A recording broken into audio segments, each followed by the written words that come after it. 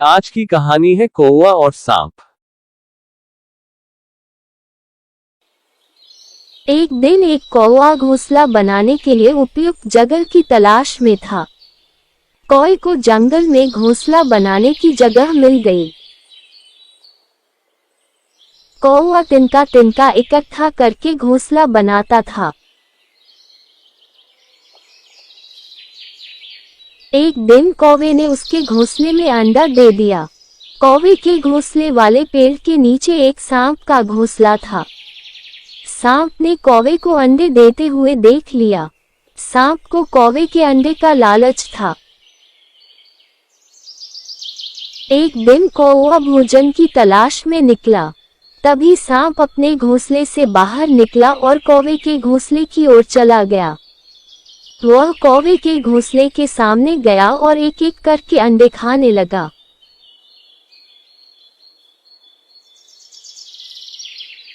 फिर सांप अपने घर वापस चला गया। कौवा वापस आया और देखा कि उसके अंडे गायब थे। अंडे न मिलने का उसे बहुत दुख हुआ। कौवा चिल्लाने लगा कि मेरा अंडा कहाँ गया। कुछ दिन बाद कौवे ने फिर अंडा दिया। कौवे की अनुपस्थिति में सांप ने फिर अंडे खा लिए।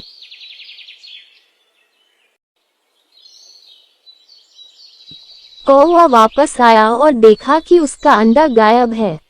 कौवा बहुत चिंतित हुआ और उसने पूछा कि अंडे कहाँ जा रहे हैं।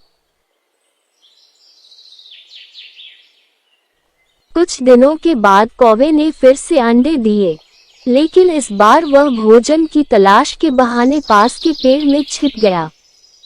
कौवे ने देखा कि एक सांप उसके अंडे खा रहा है। कौवे को बहुत गुस्सा आया और उसने सांप को मारना शुरू कर दिया, लेकिन कौवा असफल रहा।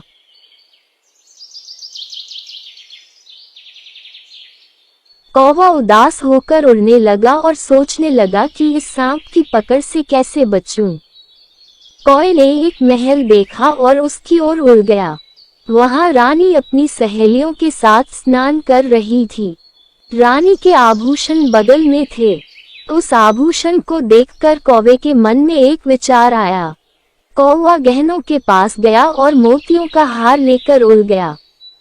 रानी की सहेलियां कौवे को देखकर चिल्लाने लगी और बोली, सिपाहियों, कौवे को पकड़ो और जैसे भी हो गहने ले आओ। सिपाही कौवे के पीछे दौड़ते रहे। कौवे ने रत्नजड़ित चोंच उठाए और तेजी से उड़ने लगा, और सिपाही कौवे का पीछा करता रहा। सिपाही कौवे के पीछे भागने लगे। भागते समय वे हाँफने लगे। कौवे ने मोतियों का हार सांप के घोंसले में गिरा दिया और उड़ गया। सिपाहियों ने कौवे को मोती का हार एक गड्ढे में गिराते हुए देखा।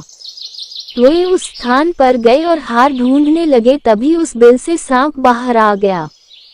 सिपाहियों ने डंडे से सांप को मार डाला और हार लेकर चले गए। सांप को मरा हुआ देखकर कौवा बहुत खुश हुआ। तब से कौवे ने अंडे दिए और अंडे फूटे। वह बच्चों के साथ खुशी खुशी अपने दिन बिताने लगा। कहानी से सीख।